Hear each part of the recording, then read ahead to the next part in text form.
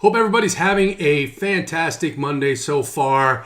Welcome to another edition of JT's Bang Bang Plays. And you know what we do at the top of these videos? We like to recap the biggest story in Major League Baseball over the course of the past week. And no doubt, that is the ability or inability of pitchers to use those sticky substances, the spider tacks, pine tars, all those things that help them control the ball and help the ball move a little bit more than it normally would. And we've seen two different outcomes here on the bad side and then on the good side of some of these starting pitchers over the course of the last week. On the good side, Gerrit Cole throws a gem in Minnesota. Jacob deGrom was, once again, Jacob deGrom against, of all teams, the San Diego Padres at home in Citi Field. We saw Carlos Rodon throw an absolute gem on Sunday against the Detroit Tigers. And also on Sunday, we saw Aaron Nola throw nearly just one inning shy of a complete game shutout against the New York Yankees, who definitely put out a watered-down lineup. Those are the good guys, right? The guys who, regardless of whether or not they were able or using those substances in the past, they seem to not have changed at all, not even a little bit. On the bad side, really interesting stuff over the course of the last week, starting in Milwaukee with that Brewers staff. Definitely taking on a Pirates team that no doubt strikes out not a whole lot and does put the ball in play a lot, but we saw much different versions of Brandon Woodruff on Friday, of Corbin Burnes on Saturday. And then how about Trevor Bauer? Look, here's a guy who was saying all along, hey, you got to legalize this stuff, make it the fair playing field for everyone so that we can all be doing it or none of us can be doing it. Seems like he jumped on that wagon. Now, we're going to take a look at his last four starts. And for some of these, you would start and you would say, wow, really difficult matchups, right? In Houston against the Astros, coming off of a 130-pitch performance. At home against the Cardinals. Cardinals, a team that is very, very talented and puts the ball in play and has a lot of home run power, which they used against Bauer. Then he comes into Atlanta, another difficult matchup for Trevor Bauer. But then Saturday night against the Texas Rangers, who had been scoring runs against absolutely nobody, and he gives up 9 hits, 4 earned runs, and takes in early showers. So definitely have to keep an eye on Trevor Bauer. I'm sure he's going to make some adjustments, but it certainly looks as if he was having some assistance from something for the course of that Cy Young season last year. And then Shane Bieber looking just not exactly as sharp as you expect him to look on Sunday against the Seattle Mariners. In his last 4 starts, he's really only looked sharp in that one against the Detroit Tigers. So definitely a story that is very compelling. Major League Baseball is about to finalize the rule. They're going to put out some details about what the discipline will be and what pitchers are allowed to do and not allowed to do. But in the meantime, we have seen an explosion of offense over the course of the last 10 days. And while it's been fun to watch, it's also something that we have to navigate as daily fantasy players. Got the pitching almost right yesterday, almost perfect, I should say, with Aaron Nola and Carlos Rodon in a lot of lineups. But look, if you didn't have the Blue Jays, you simply didn't make any money. But we've got a 13-game slate on Monday that we can turn our attention to with another group of high-priced pitching decisions. A lot of decisions for us to make here. I'll take the top 4 and just talk through what I think I'm going to do, where I think I'm going to be focusing on. Highest priced pitcher on DraftKings, Tyler Glasnow at 10.7. He goes into Chicago for a matchup against the White Sox, the National League Central leading Chicago White Sox. And Glasnow has been really good this year, 36% strikeout rate. But on the road, he hasn't had quite the upside as he has had in Tropicana Field at home. The White Sox, a team that strike out only 23% of the time.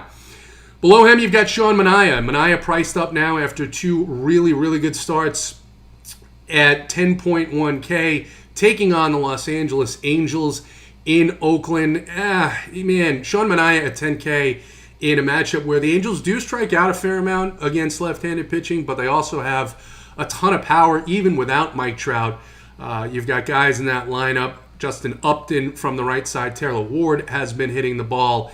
And then, of course, you've got Shohei Ohtani, who is really lefty-righty.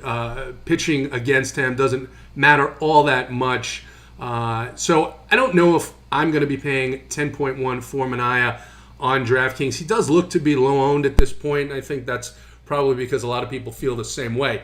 You move down, you've got Lance Lynn in a matchup at home against Tampa Bay. Tampa Bay team that does have certainly some power from the left side and Brandon Lowe and Austin Meadows, but they are striking out 28% of the time, and Lance Lynn has a 28% strikeout rate on the season. And then right below him, you've got a guy that I don't think anybody's going to play, and I couldn't recommend it.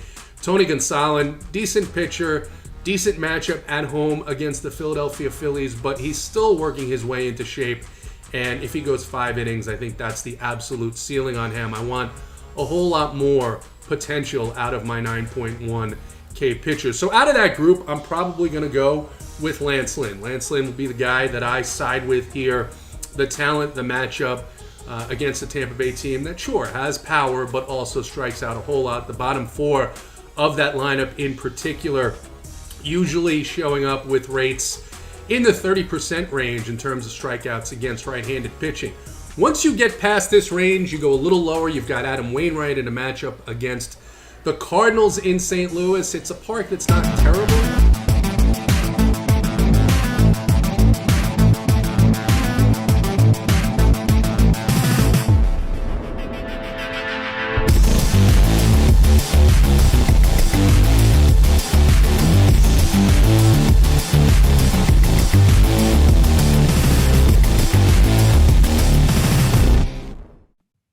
What's going on, everyone? Welcome to the Rum Pure Sports MLB Swing for the Fences show. We are here breaking down the 13-game MLB slate.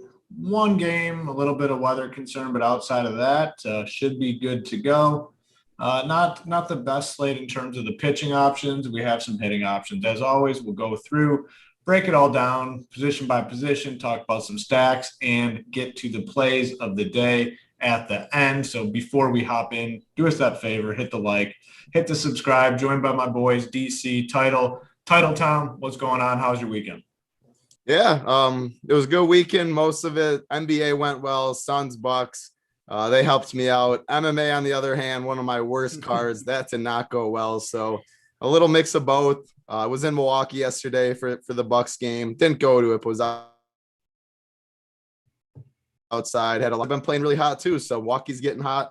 Hopefully next round, hopefully they can pull it out. Suns, they looked very good, and Coors is on the slate today on a 13-game slate. Weather couldn't be any hotter in Coors with the field anyway, so Padres are in town. I'm very excited to talk with it, and that's the joke. Coors is on the slate, so I'm on the show to talk about it. Yeah. I mean, who runs better than Title in the freaking NBA? I mean, he gets his Suns to, execute the sweep, and I will take my L. I mean, I said I thought the Suns would, have an early exit from the playoffs. I was wrong, but I will say, I mean, what a pussy ejection. I mean, DC, I know you're on my side when it comes. I mean, I'm on your side. That is just the softest shit. And to be honest with you, it was this close from being a clean steal, which is even wilder. What are your thoughts on that, DC? That was terrible. I mean, you could easily have called it a clean steal. I don't think anyone would have really argued with it. I mean, of course, on replay, if you zoom it down to, like 1 frame per second, yes, his elbow brushed his nose, but he got all ball with his hand. I mean, it was a foul, I guess, but like to eject the league MVP in an elimination game like that, when like it's not like Jokic has some history of being a dirty player, you know what I mean? Just absolute absurdity. So I mean, that's basketball. Title, do the Suns have a chance against the Clippers or the Jazz? I think so. Oh, I think I think they're gonna. I might have to jump on your Suns train now that they eliminated my Nuggets. I gotta have a team, so maybe it'll be them. I think they're gonna win it all if the Nets don't have all 3 healthy. If they have all 3 healthy, sure, the Nets are going to be tough. I mean, the Suns just are playing really good team bath, but I'm also a little biased. I've been on them all regular season. Had to even go on them more than I was because of Hoop and Big T slander every show. So now that's that's my second favorite team now, thanks to them. But the biggest difference between Big T and myself is exactly what just happened. I know when to take my L's and move on. Big T doesn't. He's going to get in there and try to defend it. But I took my L, moved on. But that ejection was just like, that's the shit. That was bad. I think honestly, beyond just like it rubs the casual fan the wrong way too. No one wants to see a guy get ejected from doing that. And honestly, when you slow any play down like that, it's going to look a million times worse. Like DC said, it's going to look a million times worse than it actually was. Yes, there was a windup, but you could wind up and steal the ball from someone if you want. If you hit the ball, which he did, he may have grazed his nose. I mean, that's the stuff that drives me like nuts in the NBA. Just let these guys play ball like that. There's just no need to. Okay, another great example. If LeBron does that exact same thing, there's literally a 0% chance he gets kicked out of that game. No chance. I mean, no one should have been kicked out. Like, it's a playoffs, game 4. I mean, you look at how the Bucks series is officiated too, how physical they're letting. It's like every series is just depends on the crew and how it's played differently. So it was awful. I mean, Suns I think would have won and swept them anyway, but you can't do that. Yeah, I mean, maybe we can get you to take some of your son's dollars and transfer it over to your mom to upgrade the internet at the household because you continue to cut out. Can you do that for us? Spectrum has problems. I don't know what to tell you. I wasn't sure if it was me or Title's end because I had internet issues last night, but maybe it's Title, so that's good. My Ethernet's plugged in. It was just I mean, I think we're back to it now. Spectrum's got problems. I don't know. Find some of those Suns bucks over to Mama Title and get it fixed for the next show. I don't know what to tell. I'll give Spectrum a call and see what they got to say. I don't know. Can only do so much. Oh, all right. We got 13 games. And like I said, we'll talk about the pitchers, go position by position, talk about some stacks. We'll hit on the plays of the day at the end. So do us that favor, hit the like button, hit the subscribe button. It helps us to continue to bring you guys these shows on a daily basis. I think we had a pretty big hit. Was it a $50,000 NBA hit last night, Title? I think someone in NASCAR hit 50,000. NASCAR, yeah. It was a NASCAR. What was that? Like the All-Star event? Yeah, I believe so. I wasn't able to play it, but I did see something like that. Yes, one of the subscribers. I'll get the name here as these guys start talking about pitchers. But yeah, someone in the NASCAR All-Star. I mean, I don't know much about NASCAR. I know there's an All-Star event and the guy won 50,000. But I'm going to get his name as the boys here are talking about pitcher. We don't have too many standout names here at the top. We have Glasnow, 10-7 on DraftKings to come down. Minaya has been pitching well, 10-1. Lance Flynn, another guy who has been pitching pretty well. And that's kind of the upper tier. These guys, 9-9 and above. You start coming down a little bit.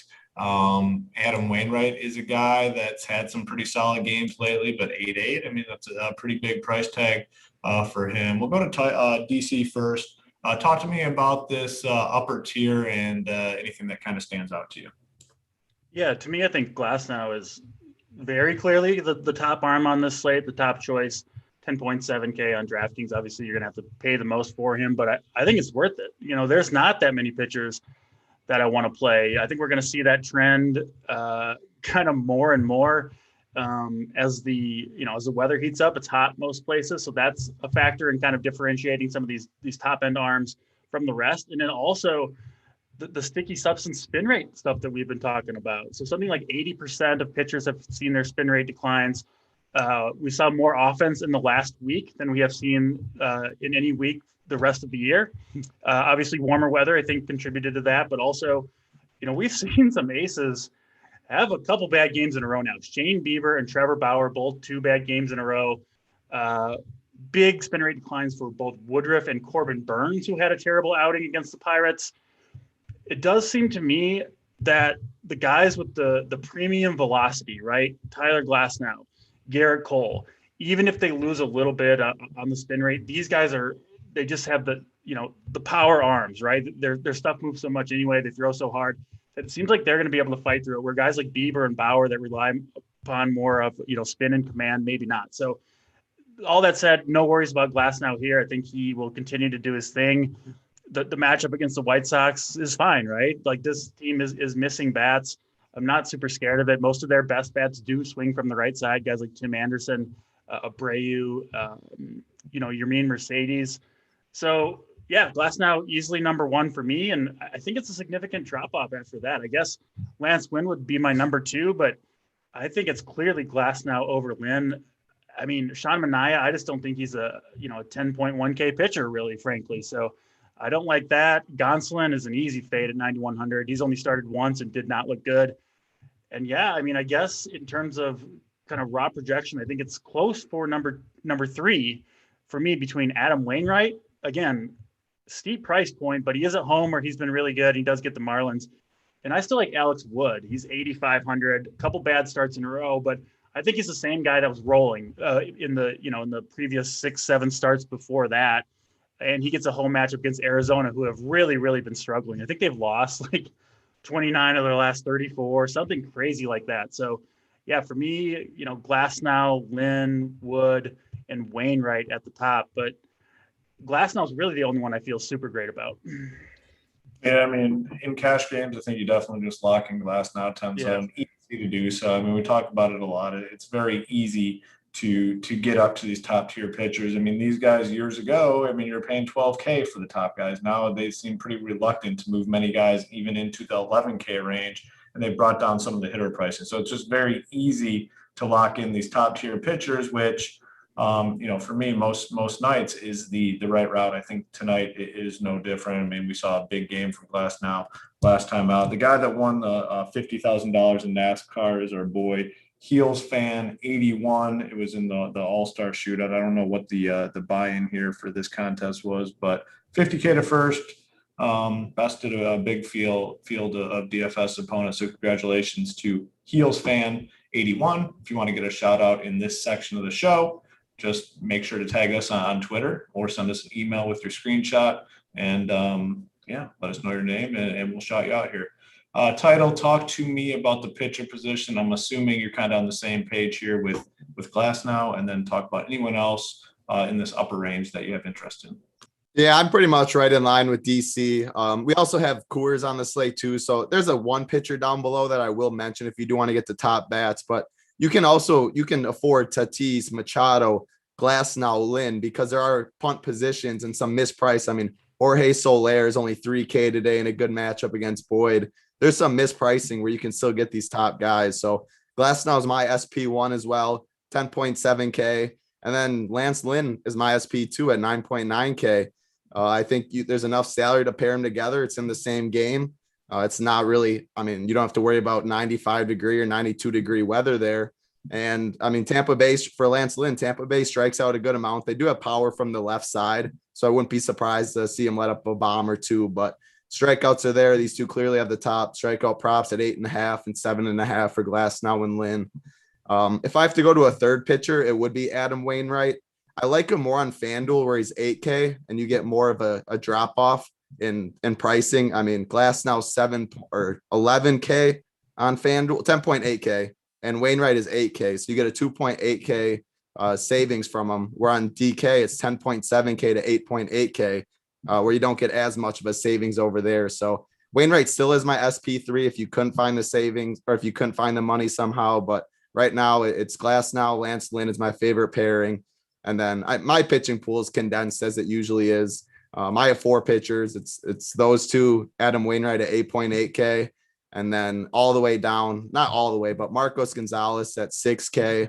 And that's just if you want to go all the way up for bats. The matchup's okay against Minnesota. It's his third start off the IL.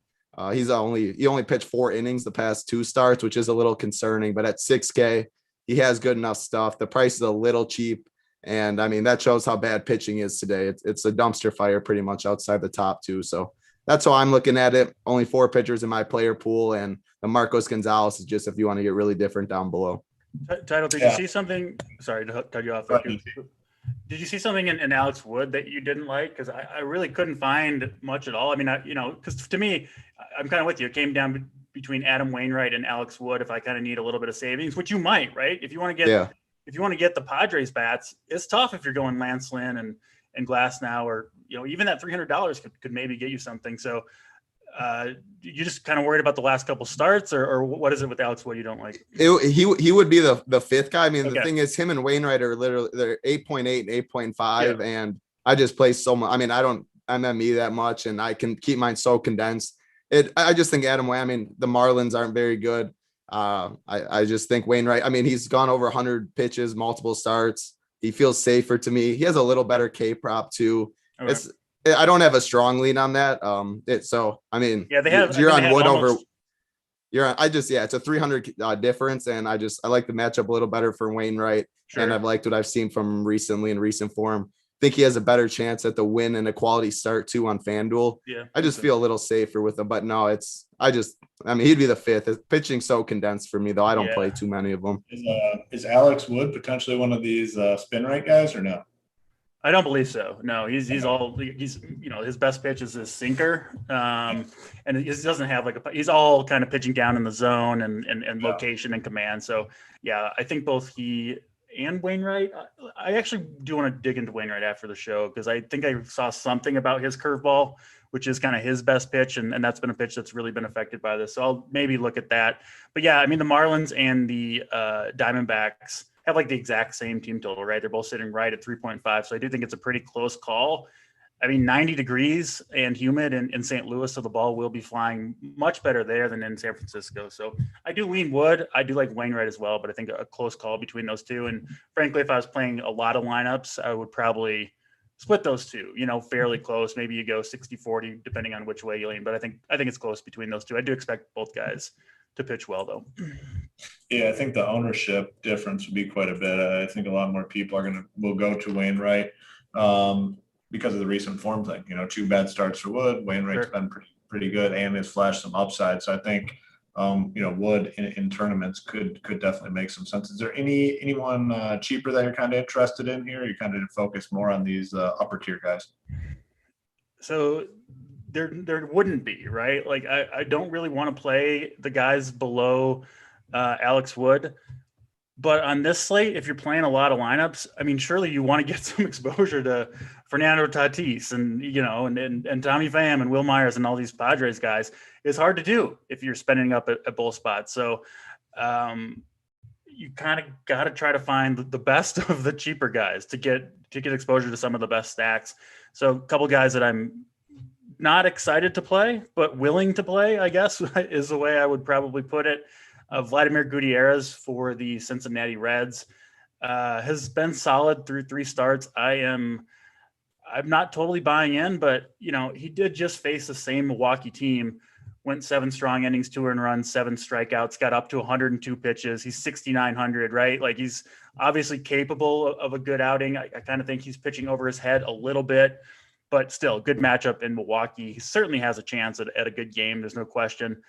Brad Keller, right? Not a very good pitcher, but he's 6,400 at home against the Tigers. So another guy that they let go deep into games if he's pitching fairly well. He'll get between 90 and 100 pitches almost always, which should get you 10 fantasy points, you would think, against the Tigers. You just kind of by attrition, right? You're out there long enough against the Tigers, you'll eventually get a few strikeouts probably.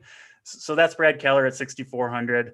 Not really excited to play him, but it's Keller and Gutierrez down there. If you need a cheaper pitcher to kind of fit in your stack, maybe a Jake Arrieta as well, but I have him behind Gutierrez and Keller for sure. Yeah, I mean, it's just not the strongest slate for pitching. I mean, it's a big slate, 13 games, but there's just not a ton of options. I mean, to me, the right thing to do is lock in or come close to locking in Glass now. And then, if you're playing tournaments, maybe use 3-4 of these other guys that keep a tight player pool, which I think we all kind of do, the 3 of us, if we're looking to MME and build multiple lineups, kind of keep that player pool relatively tight. Today for me is no different.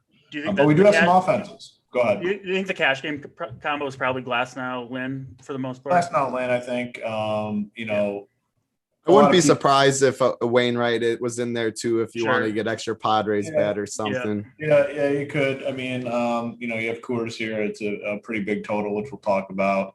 That's the one case to maybe go Class now and a cheaper option. But to me, I think I'd still focus on getting, Class now and Wainwright and above, someone, Wainwright or above as my SP2. I mean, all it takes, in this day and age of DraftKings pricing is to get 1 or 2 cheap bats in there, and you can still play the top pitchers and the other elite offenses that you want. All right, let's get into it. We'll talk about catcher first, and as always, you can make the case to just go ahead and punt the catcher position, and there are guys that we can do that with today. Not all the lineups are out, but we do have some guys in the mid tier that already have good lineup spots. Jacob Stallings is batting fourth for the Pirates. He's 4K. Tyler Stevenson batting fourth for the Reds. 3.9K, reasonable price tags, good lineup spots, offenses in okay spots. If you're going to pay all the way up, Sal Perez is probably the guy that I lean on here a little bit, 5.2K. Then we got to see who's catching for the Padres. If Caratini, however you pronounce his name, if he's in there, he's only 3K, and he'll be a popular puntish type play at the catcher position. Title, talk to me about catcher. Yeah, this is a position that I'm going to want to save more likely than not. I hope Victor Caratini is in the lineup at 3K, more Coors exposure. He'd be my favorite. Austin Hedges, if he makes the lineup. I do like Cleveland today. They're too cheap on DK2 against Kramer in Camden Yards. So I'm probably I like JT Real Muto at 4.5. He's a little cheap for the talent. Sal Perez at 5.2. I do like against Boyd, a fly ball pitcher, but we're talking about paying up for Glasnow, for Lance Lynn, or Wainwright, a combination of that. We're going to get to Tatis, who's the best play on the slate and stuff like that. We need savings at some position. Nothing stands out at catcher where I need to pay up. So Victor Caratini is my favorite. Otherwise, like I said, Austin Hedges, if you want a full punt to like Pedro Severino, if he gets in lineup at 2-2 or something, I'm fine taking a 0 at my lineup if I got all the way down there 2-2, hoping for a walk or a 3 or something to get the big bats and the big pitchers. So that's how I'm looking at catcher today. And then you can always throw it in your stack. I mean, whoever you're stacking, if they're cheap, we always talk about that. I don't hate that ever. Yeah, that's a good point you bring up, especially in cash games. I mean, the strategy probably differs a little bit in GPPs. Yeah. But yeah, I mean, just the full punt. I mean, you don't have to do it on FanDuel nowadays because like the full punt plays are guys that can literally just go off because they have a lot of guys that are really, really underpriced in the 2K range. But on DraftKings, just go all the way down and hope your guy does something, gets you positive points. If he gets you 0, who the hell cares, especially at a catcher position. You can definitely employ that strategy in cash games on DraftKings. And on FanDuel, Sal Perez is only 3K too. I'm good playing him because it is catcher first base, but he's one of the catchers that I'm fine playing him there in fly ball matchup. He's been hitting the ball pretty well too. So 3K is too cheap. You can play him over there as well. Absolutely. DC, talk to me about catcher. I think you guys hit most of them. My top guy, assuming the weather in New York holds, which there's definitely storms on the way to New York. It's going to be hard to see, exactly when they're going to arrive and if they're going to pass through it. But I think a delay in that game seems likely at this point. So I'll just put that out there. That's New York and the Cubs. But yeah, Wilson Contreras, the top guy for me, if it looks relatively safe. He's just crushing lefties this year. Been one of the very, very best hitters in the game against lefties. And Peterson, not really any good. A lot of pulled fly balls given up by Peterson. I think Contreras, especially as like a one-off, right? A catcher hitting leadoff in an away game against a bad lefty. It's like great chance, to get a home run or maybe even a double dong as a one-off to your stack. So I do really like him at 4,800. Like Perez as well. I really like the Royals tonight, and certainly you would want to include Perez there. Will Smith, I like him against right-handed pitching. I think he'll be really low owned, probably hitting 5th or 6th in that Dodgers lineup. I think he's kind of sneaky. And then, yeah, I mean, if you're punting it, it's certainly an option, right? You can't argue with Caratini. Max Stassi, I know he's against a decent pitcher in Sean Manaea, but he has been just killing it since coming back from the IL. He's got huge power. He's a legit kind of slugger dude. So 3,100, he would be a good pivot off of Caratini. Actually, would probably prefer Stassi. He'll probably be hitting third or fourth in this lineup. So really, really like him. And then last guy I'll throw in there is Ryan Jeffers for the Twins, another guy that's flashing some decent power, filling in for Mitch Garver. He gets a mediocre lefty and Marco Gonzalez in Seattle. He's 2,900. I think he's a decent option as well. Yeah, I mean, I guess now that I look at the position, there are some pretty decent options. I like this position. I think there's some good ways to go. not typically like the catcher position. So I think there's a lot of viable guys here in decent spots, decent price tags. Yeah. So yeah, I don't hate the catcher position. One position I do hate, I think I hate first base more than I hate catcher. And just pulling this up, like first base to me is a pretty soft position. I don't think there's a ton of options that interest me. A couple of guys I do like, Carlos Santana, just continuing on with the Royals theme. I like the Royals tonight. Fair price tag for him, 4.3K against Matt Boyd. Paul Goldschmidt, 4K. I don't mind that at all. I mean, I think that's a very nice price tag for him, 4K. If you want to save money at the position, back to the Pirates, Phillip Evans, 2.5K batting fifth. You can punt it off. I don't hate doing that today. Those are a few of the guys that kind of stand out to me as it stands right now. DC, thoughts at first base? Yeah, I think there are a number of ways you can go. I do agree with you said Santana, Goldschmidt, both those guys on my list. The two guys right at the top, Chris Bryant, just like Wilson Contreras, has just been hammering lefties this year. I think whatever metric you want to look at, he's way up there. I think you'll get him and Contreras kind of super low owned as a mini stack or one or the other at the top of that Chicago lineup. So I really do like that. Same with Matt Olson. Dylan Bundy gives up a ton of home runs to left-handed hitters, and Olson just crushing it. 18 home runs on the year. The dude just crushing it every game. Bundy hasn't been quite the same pitcher this year, and Olson teeing off. So I think he is a very good option, and you can't ignore, of course, Vladimir Guerrero, who's just a monster. I think you'll get the Blue Jays kind of low owned, but I mean, what they put up 18 runs yesterday. I mean, this team, so much power in Fenway. They're already rolling right now. I mean, would you be shocked if the Toronto put up another 12 runs? Certainly not. I know Eovaldi's been okay, but their lineup is just incredible.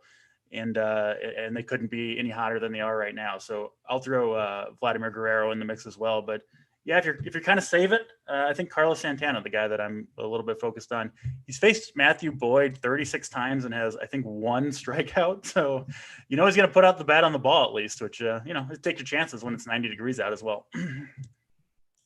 Yeah, good call there on the Blue Jays. They go from yesterday being the most popular team by far, putting up 18 runs to, I think their ownership comes down quite a bit today. So Blue Jays to me are very interesting in tournaments. For sure. Title, thoughts at first base?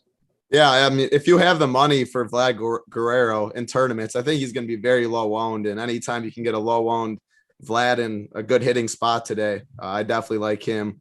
But I probably won't be able. I mean, I know I won't be able to spend that much in cash games because they're Padres and pitching that I do want to focus on more. But that's why he'll be low owned.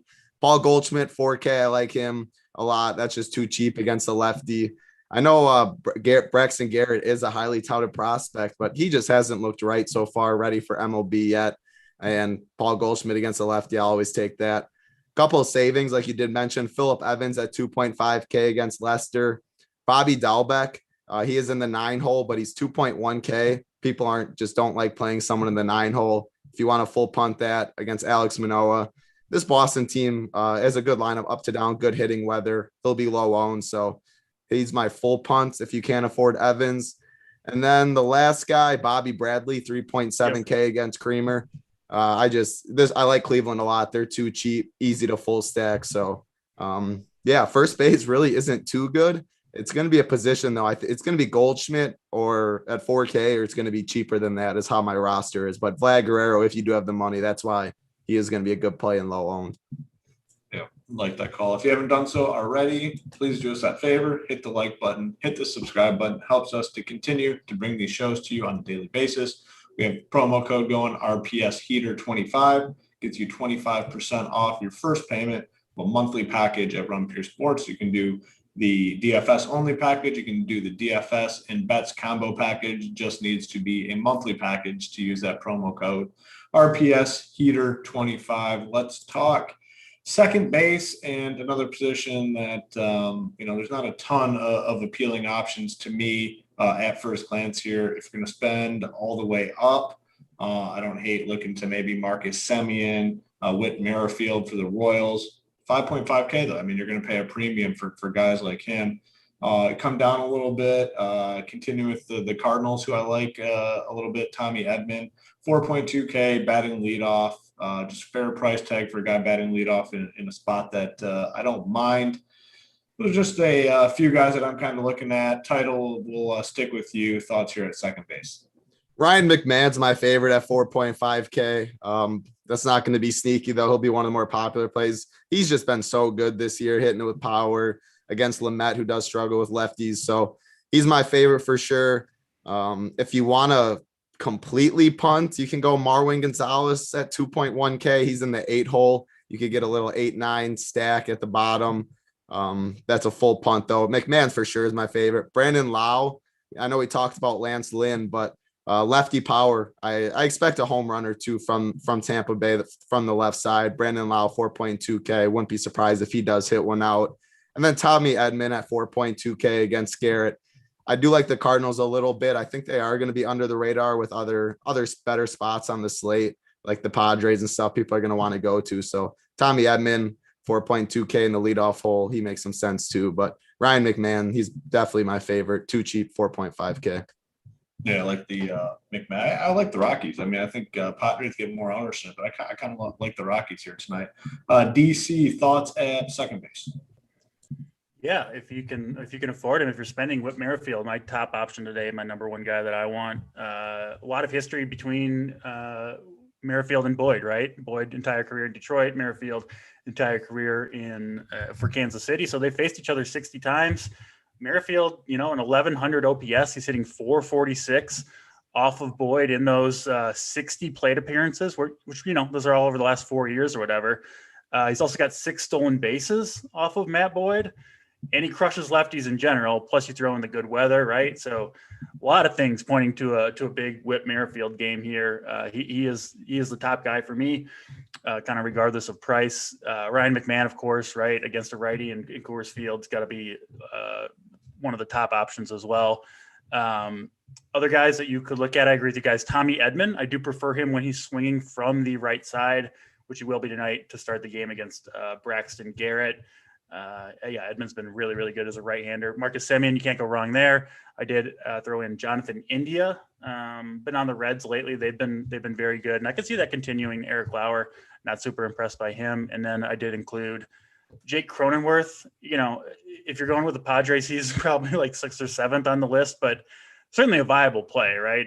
For a team with a team total over 6. So he is in the playbook and all that, but I doubt I'll get to him. Much prefer Whit Merrifield, who, I don't know, could maybe be lower owned even at basically the same price. I'm not sure, but yeah, Merrifield, the top option for me here. Yeah, I agree with that. And yeah, Cronenworth is in that lineup. We did just get the Padres. He's batting 7th. They have Pham, Grisham, Machado, Tatis, Hosmer, Myers, and Cronenworth. And our boy Carantini is in the lineup. So I think really good catcher play, especially in cash games, gives you exposure to that nearly 6.5 team total. Yep. All right, let's talk. Where are we at? Third base? Yeah, third base. And again, I think a lot of plays here at the third base position. If you're spending, I think there's 2 premier spend ups on the slate. Manny Machado, 5.3K. It's no secret he's going to be the most popular guy at this position in Coors. 5.3 is a fair price tag for him. And Jose Ramirez, I like the Indians. I do like the Bobby Bradley call at first base too. I'm assuming he'll probably be batting 5th tonight. But Ramirez, 5.7K. I think he is a fine spend. You can play Ryan McMahon. We talked about him at second base. You can play him at third base too, 4.5K. Then we have some punts. If you want to punt, sticking with the Royals theme, Kelvin Gutierrez, 2.5K. So you're going basically all the way down to the bottom. He's batting 6th. And then on the other side of that game, we have Harold Castro batting 2nd, 2.6K for the Tigers. So I think this is a pretty loaded position. You got guys at the top to spend on. You got a mid-tier play in Ryan McMahon, and you have 2 viable punts. So good position overall. DC, thoughts at third base? Yeah, I agree with you. Very, very strong position. Can't go wrong at the top there with Jose Ramirez. Obviously with Manny Machado, talked about McMahon, where you can play him, at either second or third. A few more guys that you didn't mention. or at least I don't think you did. Eugenio Suarez, he's turning it around against a lefty. Again, I do like the Reds, 4,400. I think he'll go a little bit under the radar just because he's hitting a little bit lower in the lineup, right? 6th instead of 4th, and it's like, or lead off, and his ownership is cut in half, basically, is sometimes how it works. So I do like that. And then I got to throw in Brian Hayes into the mix. I know he's on the Pirates, but this dude is an absolute stud. We've seen it. We saw it last year, right? First base. Yeah. He's one that missed first. Yep. Yeah, he is. Yes. But other than that, if you look at what he's done in his career versus lefties, right? It's not a huge sample size. He was only up for a little bit last year and then so far this year, but 264 WRC plus, that would rank first among all qualified players. You know, that's better than anybody has been. And that's, you know, not over that many at bats. Massive power, 52% hard contact rate. I mean, he's just smashing the ball against lefties. He gets John Lester. He's hitting second, you know, pretty good hitting weather, all that. He's got everything going for him. So yeah, Brian Hayes coming in at 4,300 and maybe some lower ownership. I think he's a very, very strong play tonight.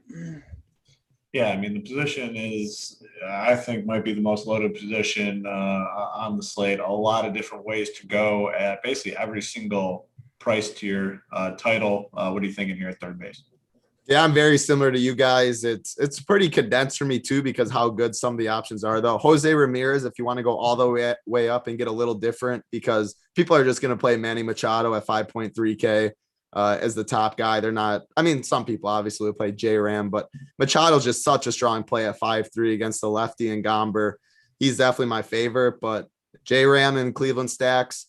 Brian Hayes, like DC said, 4.3K. That's just too cheap. This guy is an absolute stud. So fun to watch play too. I mean, yeah, well, yeah, that sick catch against the Dodgers. I know over the shoulder that he just made it look routine. Both, I mean, speed, power, he's got it all. 4.3K against Lester. I like that a lot. And then if you want to punt it, Harold Castro, like you said, 2.6K against Keller. Or if you even want to punt it a little more, another Pirate, Eric Gonzalez. He's first and third base eligible. So I guess you can play him at first, but if you want to full punt it, you can go there. So Machado is by far the most popular play at this position, though, against the lefty and Coors. Yeah, again, just positions loaded up, a lot of different ways to go. We'll hop on over to shortstop, where very obvious where the ownership is going at this position. You have Tatis at the top, 6.1K. You have Trevor Story, 4.5K, both obviously in that Coors game where the total sitting at 11.5. There is a pretty big price discrepancy between the two. I mean, $1,600 definitely will go a long way on the slate. I can see the case for going Story over Tatis, two elite plays in my opinion.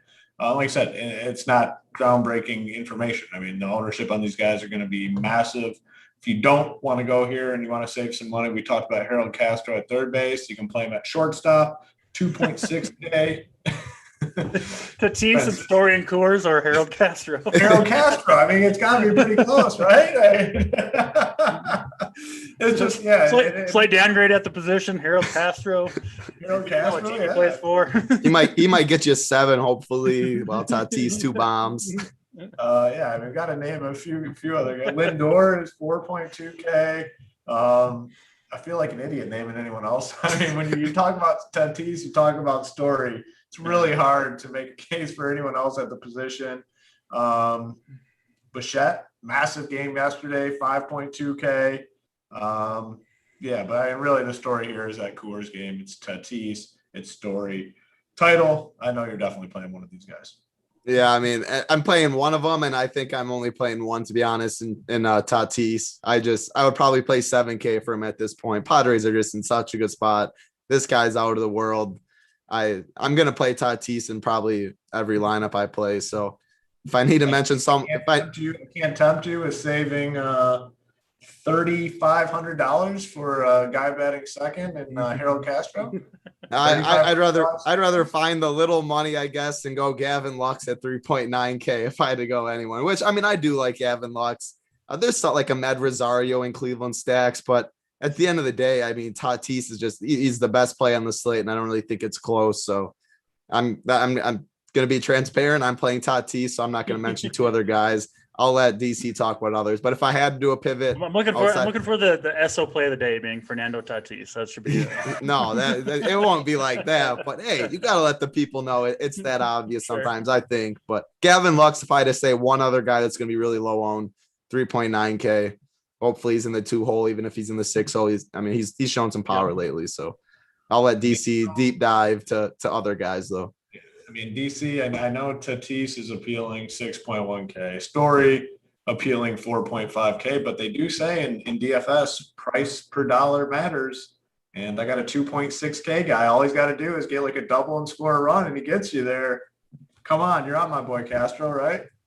Yeah, I'm good with Castro. I mean, I would prefer not to, but 2.6K he gets good matchup against Keller, so he's got that going for him. Yeah. I mean, Tatis, even in Coors, right? I think Tatis is clearly the play over Trevor Story. Trevor Story just hasn't been that great. He gets Dinelson Lamet, who can't pitch super deep into games, but like does have pretty good stuff, right? And Story much better against lefties in general. You've got a pretty good San Diego bullpen behind it. So if I'm spending up, I'm trying to get all the way to Tatis. He's just by far the best play on the slate, I think, just in terms of raw projection. I think you can play Tatis even without, even in tournaments without a San Diego stack, just because he can do so much damage on his own, right?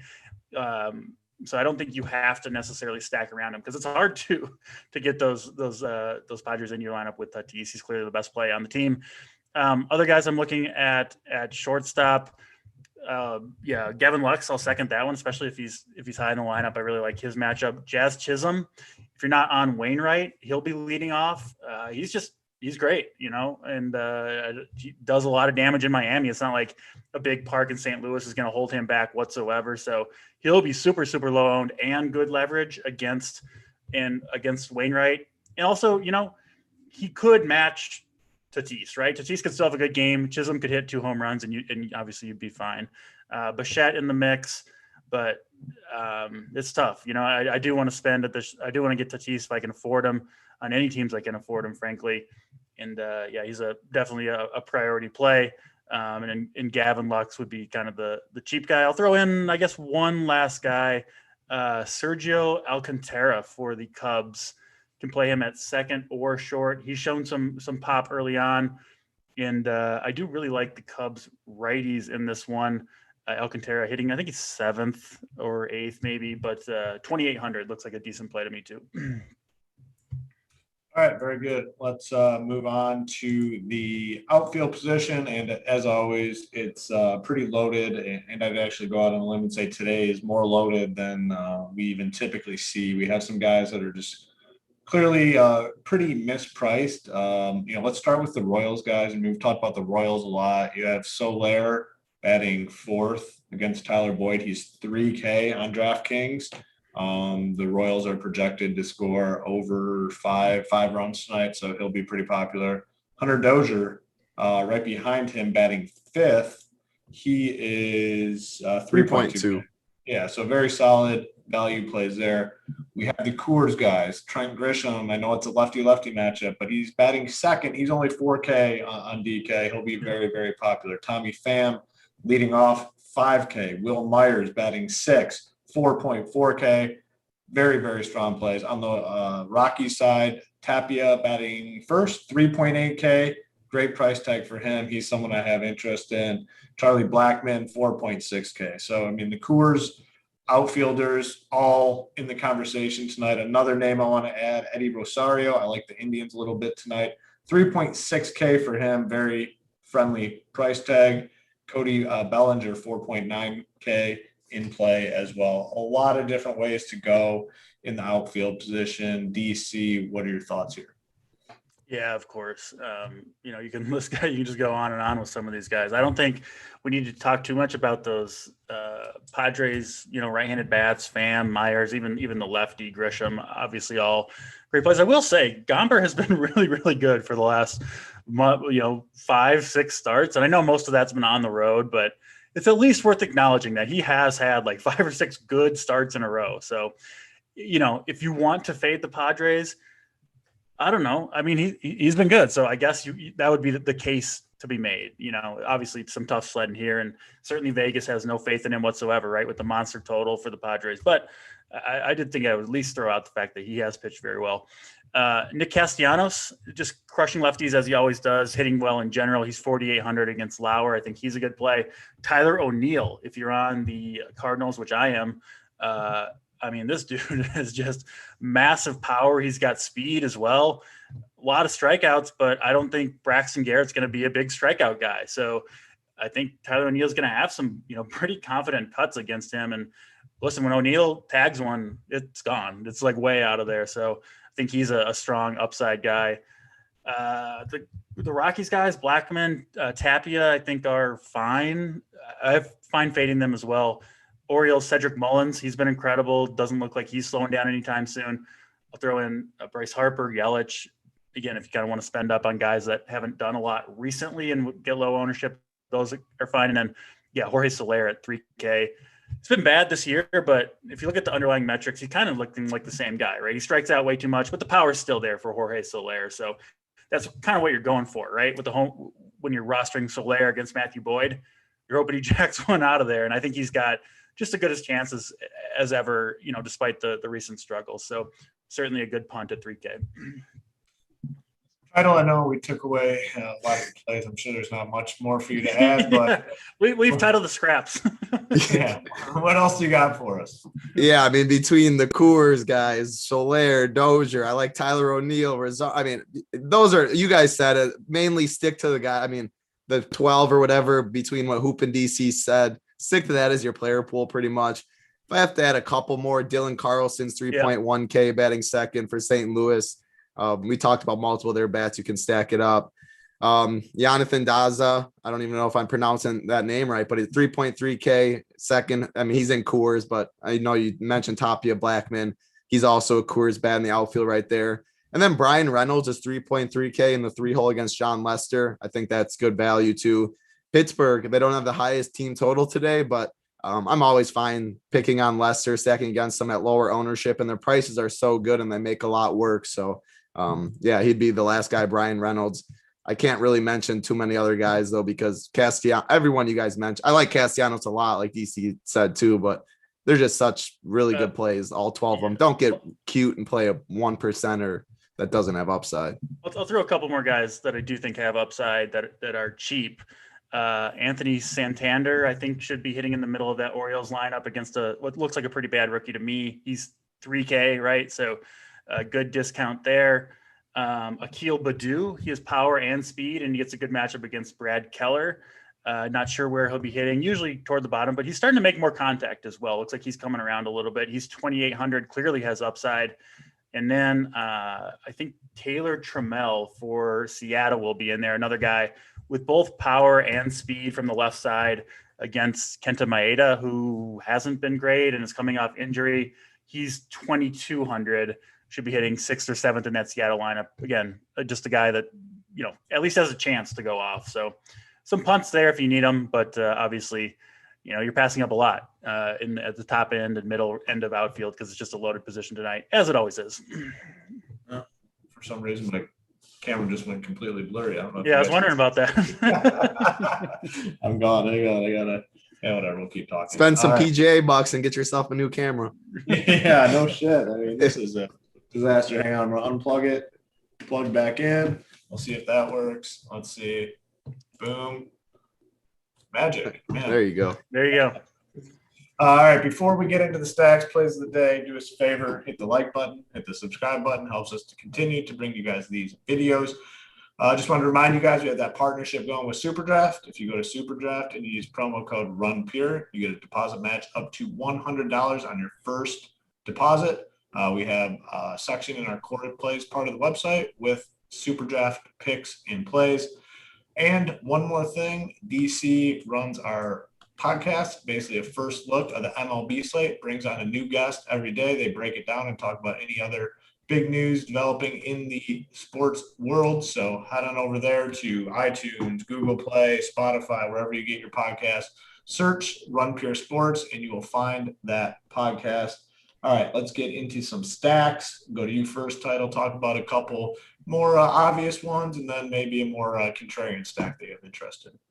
Oh yeah, Potters are clearly the best stack on the night. I won't even include them. I think everyone who's watching the show even knows that. So outside of Coors, I'll go I like Cleveland a lot today. Cleveland, Royals, and then the Cardinals are my three favorites outside there. And then my one sneaky stack, Pittsburgh. I like Pittsburgh a lot for the prices. Yeah. I don't think they're gonna be too sneaky, but full stacking Pittsburgh will be pretty sneaky. Good price tags. You can match them with whatever. You can leave salary. So they'll be my low owned sneaky stack. DC, talk to me about some of your stacks that you're interested in here. Yeah, I did list the Padres number one. I don't know if I'll have necessarily the most exposure to them just because I think I'm playing 20 lineups tonight. They're just so expensive. And then just slight worry that Austin Gomber might continue to pitch well, or at least slow them down a little bit. But I do think they've got to be the number one stack on the night. Cardinals number two for me against Braxton Garrett, who I don't think is terrible, but I like the Cardinals when they're at home. I like them against lefties. And it's, super hot in St. Louis. So they've got a good chance. I have Royals third against Matthew Boyd. Boyd, he's had home run problems for years and years, and those really haven't shown up so far this year. I don't see a reason why they wouldn't. So I think the Royals can do some damage against Matthew Boyd. You can get some cheap guys too at the bottom of their lineup. Guys, like Edward Olivares is 2,400 hitting seventh. I like him a little bit in the outfield too. Should have mentioned him. So Royals third for me. If you're looking to go, I think really contrarian, the Blue Jays clearly have as much upside as anybody. There's no debating that. Just a 4.5 team total in Boston, but you just can't convince me that they couldn't easily be the top scoring stack of the night. And then I'll throw in the Dodgers against Spencer Howard, who was a decent prospect, but just hasn't shown much recently. Dodgers at home, they have missing some good bats, right? Seager's been out, now Muncy to the IL, and then I don't think Cody Bellinger will play in this game either. But that means you get some cheap guys in that Dodgers stack. They do have a team total over 5 as well. Yeah, I like that with the Dodgers call because, we talk about a lot on the show, but those teams on the West Coast where you don't have the lineups out, closer and closer it gets to lock, I feel the more their ownership comes down. So no question about it. Yep. And then other team I do like quite a bit, which I don't think is going to be all that popular, the Indians. I really like the Indians tonight. I think they have a chance to definitely put up some runs here against Dean Kramer. All right, let's go ahead and get into the plays of the day. I think, we're going to go to the ESO play of the day first, but I'm pretty sure, Tatis, right? I don't do that. I mean, ESO's got to be lower owned. I mean, he's going to be in all my lineups, so I can't do Gavin Lux at shortstop because Tatis is there and I'm sacrificing him. But no, I'm giving a low-owned guy at a position that I actually don't love today at first base. Yeah, it's Bobby Bradley at 3.7K. No, you didn't do that. I swear, Yes, I'm dead serious. I was Who got sniped? You love to see it. About time Hoop gets sniped. Yeah, Thank you. I was swearing I was going, I gotta. Okay, go ahead. Yeah, yep, you better find a new one. Bobby Bradley, 3.7K. I don't love first base. There's a discount there, 3.7. I like picking on Kramer. We like the Indians, so give me Bobby Bradley to hit one out today. All right. I'm gonna go. You got yours? Yeah, the 4X play of the day. I'm going to a team that I talked about a little bit, but DC has talked about a lot. The Blue Jays. Give me Vlad Guerrero. I mean, massive game yesterday for the Blue Jays. He's going to be like unowned today, which is crazy. How hot he's been at the dish. Everyone, if they're spending, they're going to Coors. Give me Vlad as the 4X play of the day. And lastly, we're going to Mom's Basement for DC's Mom's Basement play of the day. Who do you got for us? This man is no basement dweller. This man is an absolute stud. Brian Hayes for the Pittsburgh Pirates, 4,300 against John Lester. As I mentioned, Hayes has just absolutely destroyed lefties in his brief time in the majors. I'm basically fully bought in on this guy at this point, and I always like to pick on John Lester, especially with right-handed power. So to Brian Hayes, 4,300 on DraftKings.